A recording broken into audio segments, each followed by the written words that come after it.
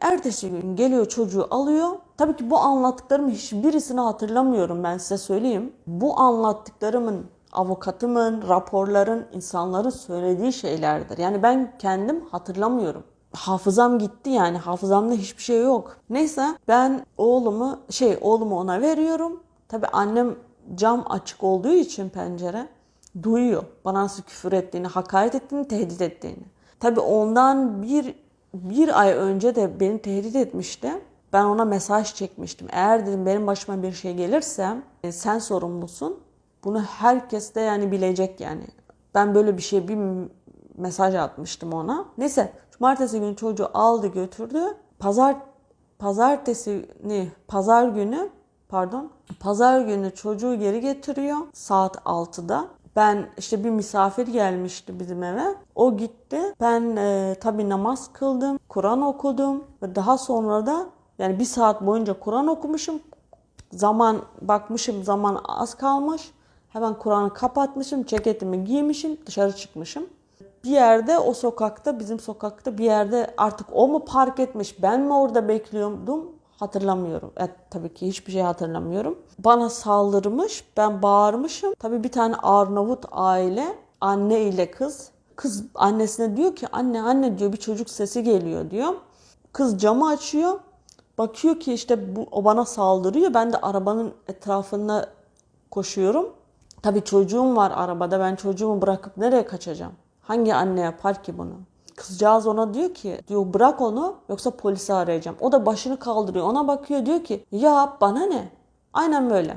Ondan sonra işine devam ediyor yani. Bir de annesi aşağıya iniyor. Tabii bu ayakkabı giyme işine yarayan şey var ya, o plastik, bazen demir olur, bilmiyorum. İsmi nedir yani. Onu yanına alıyor, diyor ki hani olur da benim üzerime saldırır, ben kendimi belki yani savunurum diye. Kızcağız onun eline alıyor, yani annesi. Aşağıya iniyor. Ondan sonra diyor ki ben ona yalvardım diyor. Defalarca diyor yani yeter öldürdün, yeter bırak. Bırakmamış. Yani dedi sanki ben orada değildim. Kızı da dedi ki ben onu izleyince pencereden sanki tavuk öldürüyor. Sanki bir şey alıyor kartonlara koyuyor. Yani sanki böyle normal bir şey yapıyormuş gibi, hiç yani çok soğukkanlı. Acayip. Yani kafasına sokmuş. İçine yani cinler kaçmış, iblis kaçmış, artık ne kaçmışsam. Neyse olay şöyle gerçekleşti. Ben orada mı bekliyordum, o mu geldi pek önemli değil. Benim oğlum arabada. Neyse bu saldırıya geçiyor. Ben de arabanın etrafında kaçıyorum. O nasıl oluyorsa beni tutuyor, yere atıyor, dövüyor beni. Sonra şöyle kocaman bir bıçak, et bıçağı yanında.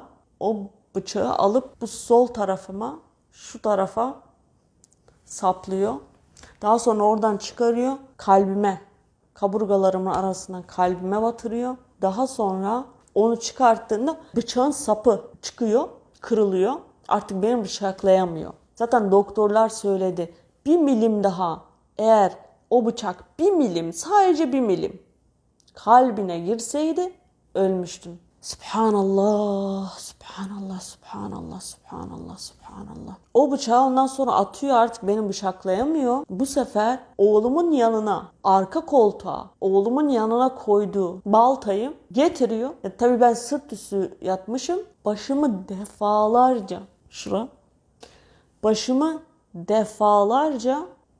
vuruyor, başımı parçalıyor, kemiğini. Parçalıyor, yani parça parça ediyor. Sonra baltayı alıyor, geri götürüyor. Bu sefer de ip getiriyor. O ipi boğazıma bağlıyor. Daha sonra o ipi arabanın arkasına bağlıyor ve ondan sonra arabayı sürüyor. 80 km/h hızında arabayı sürüyor. 80. Düşünebiliyor musunuz? 30'lu yolda 30 sürmesi gerekirken 80 km/h beni yerlerde sürükledi.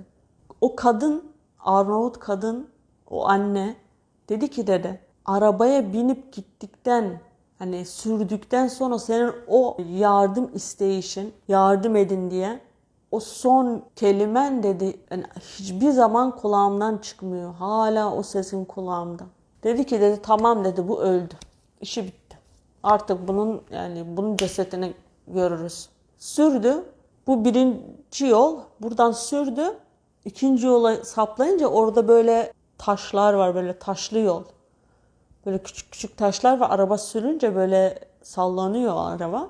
İşte orada, yanlış hatırlamıyorsam, orada benim, ya orada ya ilk sokakta benim ayakkabım, bir tane ayakkabım çıktı sağ taraf. O ayakkabım çıkınca zaten o ayağımın tabanı da yüzüldü.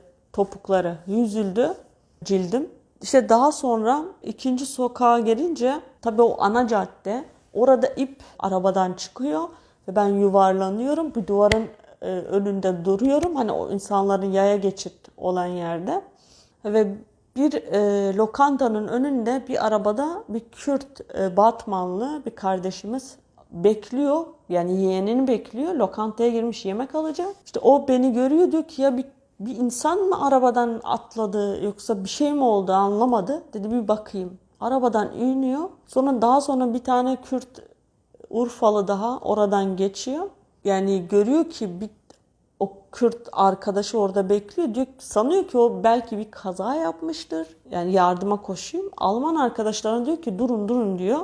Arkadaşım orada, ona bir yardıma gideyim. O da geliyor yardım etmeye. İşte ben de onlara demişim ki dokunmayın bana. Kalkmaya çalışmışım. Sürekli ayağa kalkmaya çalışmışım ve ben onlara demişim ki dokunmayın bana. Bana bunu yapan oğluma neler yapmaz diye ben bundan çok korktum. Yani insana bunu yapan oğlunu götürmüş. Acaba oğlunu artık denize mi, nehire mi atacak? Yani bir yere mi çarpacak? Oğlunu mu öldürecek? Tabii insan annedir. İnsan korkmaz mı? Ben o halimle 3 ölüm darbesi yemişim. Boğazımda iple beni sürüklemiş. Arabayla 80 km/h ve ben bir anneyim. Yani tabii ayağa kalkmaya çalışıyorum. Ben onlara diyorum ki dokunmayın, yani benim oğlumu götürmüş. Neyse onlar da çocuk beni sürekli, o Rahalı Kürt beni sürekli yere yapıyor. Diyor yerde yat. Sonra su getir diyor. Bana su vermeye çalışıyor. Tabii ben içmiyorum. İyi ki de içmedim. Yani boğulma ihtimalim yüksek. Neyse doktor geliyor, acil doktor. Acil doktor, artık benim konuşma takatım kalmadı tabii ki. Pardon, acil doktor gelmeden önce 3 tane sivil polis tabii ki oradan geçiyorlar. O 3 tane sivil görüyor ki orada insanlar ana caddede duruyor. Acaba orada ne olmuş? Çünkü sivil polisler aslında işe gitmek istiyorlardı. Bakmışlar ki orada bir olay var. Durun bakalım. İşe buradan başlayalım diye. Orada duruyorlar ve müdahale etmeye çalışıyorlar. Görüyorlar ki işte benim boğazımda ip var ve ben yerdeyim. Artık konuşma takatim de yok. Doktor polis dedi ki dedi artık böyle mızmızlıyordu, yani bir şeyler söylüyordu ama anlamıyordum ve sürekli elini boğazına götürüyordu. Boğazında ip vardı. Biz o ipi birazcık gevşettik. Az biraz. Sonra doktorlar geldi. Acil doktor. Ve beni ambulansa aldılar. Sonra orada doktor bana soruyor. Tabii ki benim konuşmam takatım yok. Konuşamıyorum artık. Bana diyor ki neren yaralı? Çabuk çabuk söyle. Ben de tabii ki gözlerimle ve elimle kalbimi işaret etmişim. Ve orada komaya düştüm. Ve orada da kalbim durdu. 2 dakika boyunca kalbimi çalıştırmaya çalıştılar. Daha sonra çalıştırdıklarından sonra hemen hastaneyi arıyorlar. Hastaneye diyorlar ki hepiniz hazır olun. Yani acil bir durum var. Tabii ki o zaman o gün benden başka acil bir durum hiç yoktu. Hastaneye gittiler. Hastanede tekrar kalbim durdu. Kalbimi çalıştırdılar. Sonra bana kan verdiler. Yani doktorlar başımda durmuş ve demişler ki ya Rabbim, yani bu nasıl bir şey? Tamam, bu artık yatalak kalacak demişler. Tabii ben yatağın üzerindeyim. Bunlar da bana dokunamıyor tabii diyor. Belki bunun bir kemiğine bir şeyler olmuş. Yani hani biz yanlış bir hata yapmayalım. Belki yatalak da değildir ama biz yanlış bir hareket yaparsak bu yatalak olur. Ama demişler bu gitti yani. Doktorlar demiş ya biz bunu burada ameliyat edeceğiz ya da bu büyük şehire yani yetişemez. Bu ölecek yani. Bir de hava da biraz yağmurluydu. Vardı, sis vardı, bulutlar vardı. Tabii şu an dedi helikopter bunu götüremez. Yani ambulansla da başaramayız, yani bu yolda ölür. En iyisi burada deneyelim. Yaşadı, yaşamadı. Yapacak bir şey yok demişler. Çünkü beni ameliyat edecek o cihaz yok. Yani o alet yok. Hani kalbe koyuyorsun. Ben tabii ki tıptan hiçbir şey anlamıyorum. Bunları ben başıma geldikten sonra öğrendim. Tıp konusunda hiçbir şey bilmiyorum. Bu benim ilgi alanım da değil.